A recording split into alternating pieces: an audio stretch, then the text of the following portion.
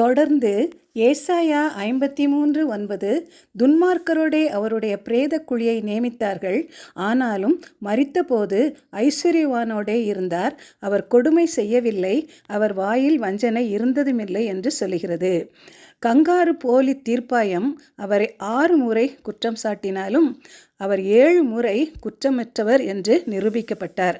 எனவே சரீரப்பிரகார வெளியான கிரியைகளின் பாவம் அவரிடம் இல்லை.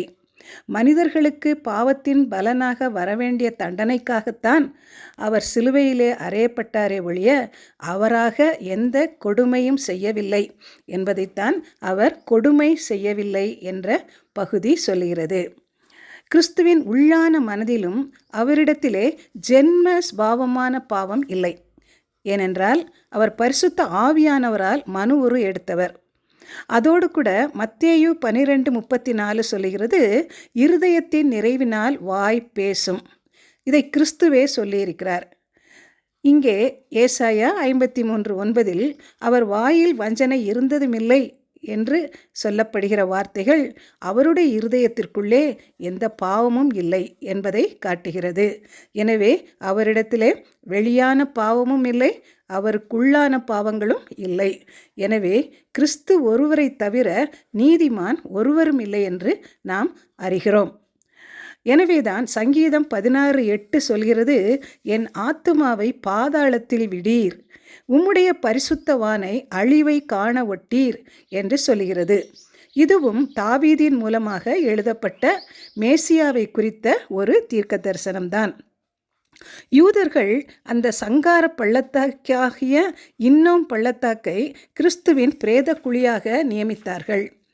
ஆனால் பிதாவாகிய தேவன் அவரை யூதர்கள் நியமித்த பிரேத குழியில் விடவில்லை. ஏசாயா 53:9 சொல்கிறது, அவர் மரித்தபோது ஐஸ்வர்யவானோடே இருந்தார் என்று சொல்கிறது. மத்தேயு 27:57 இயேசுவுக்கு சீஷனும் ஐஸ்வர்யவனுமாயிருந்த யோசேப்பு என்ற ஒரு மனிதனை பார்க்கின்றோம்.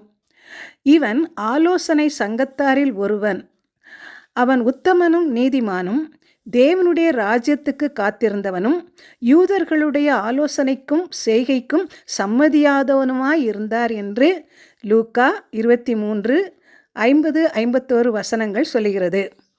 இப்படி அவன் ஐஸ்வர்யவானாகவும் ஆலோசனை சங்கத்தாரில் ஒருவனாகவும் இருந்தபடினால் அவன் பிலாத்துவிடம் நேரடியாக போய் பேசக்கூடிய தகுதி அவனுக்கு இருந்தது.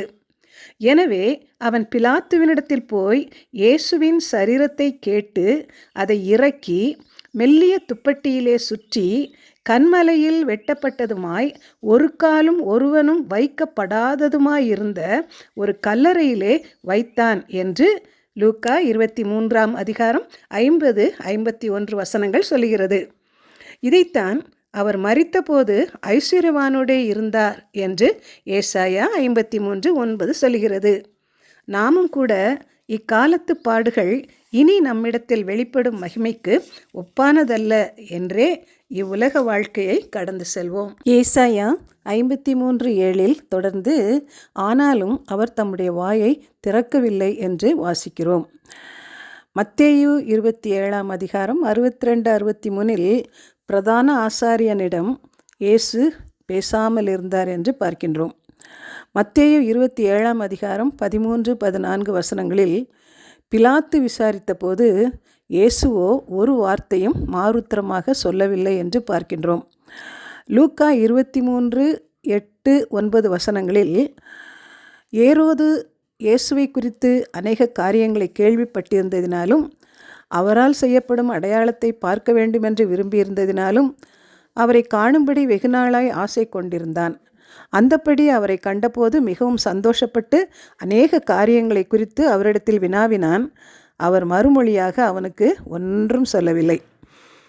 மத்தேயு 27:12 படி பிரதான ஆசாரியரும் மூப்பரும் அவர் மேல் குற்றம் சாட்டுகையில் அவர் மாறுத்தரம் ஒன்றும் சொல்லவில்லை. கிறிஸ்து வாயை திறவாதிருந்தார். ஏனெனில் கிறிஸ்து பிதாவின் சித்தப்படி உலகிற்கு இறங்கி வந்து உலகின் இரட்சகராக தன்னை ஒப்பு கொடுக்கவும் மரிக்கவுமே அவர் வந்தார். இதனை யோவான் 10வது அதிகாரம் 17, 18 வசனங்கள் சொல்கிறது.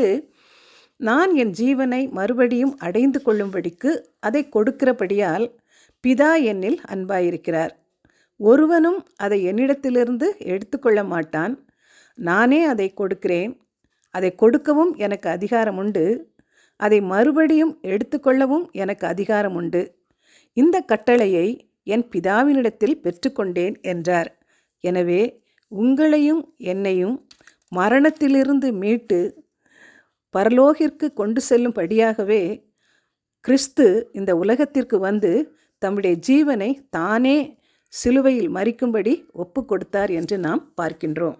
அவர் யூதர்களால் குற்றம் சாட்டப்பட்டு அதன் நிமித்தமாக மரிக்கவில்லை, அல்லது ரோம போர்ச்சேவகர்களால் வாதிக்கப்பட்டு அதன் நிமித்தமாக அவர் மரிக்கவில்லை, அல்லது பிலாத்துவின் கட்டளையின்படி அவர் சிலுவையில் அறையப்படும்படி ஒப்பு கொடுத்தப்பட்டபடியால் அவர் மரிக்கவில்லை. அவர் தானாகவே முன்வந்து தன் ஜீவனை அவர் கொடுக்கின்றார் என்று நாம் இதன் மூலம் பார்க்கின்றோம். அப்போஸ்தலர் 25:11 பவுல் அப்போஸ்தலன் அநியாயமாய் குற்றம் சாட்டப்பட்டு விசாரிக்கப்படும் பொழுது நான் ராயருக்கு அபயமிடுகிறேன் என்று சொல்வதை நாம் பார்க்கின்றோம். ஆனால் கிறிஸ்து 6 முறை விசாரணை செய்யப்பட்ட போதும் அவர் அவ்விதமாக முறையிடாமல் தன்னை ஒப்பு கொடுத்தார் என்று நாம் பார்க்கின்றோம்.